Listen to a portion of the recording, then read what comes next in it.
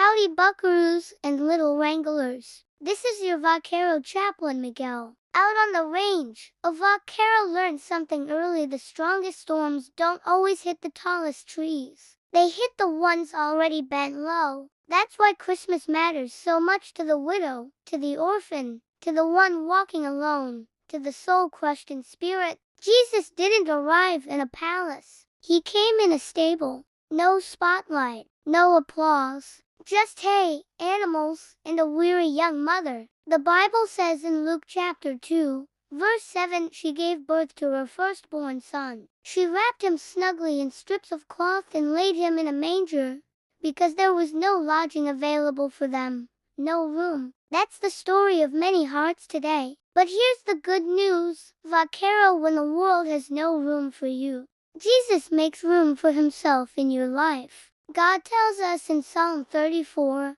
verse 18, the Lord is close to the brokenhearted. He rescues those whose spirits are crushed. Christmas isn't about glitter. It's about God getting low enough to reach the lowly. Jesus came for the widow who cries at night, for the orphan who wonders if they matter, for the one forgotten, overlooked, and pushed aside. The prophet Isaiah said it plain in chapter 61.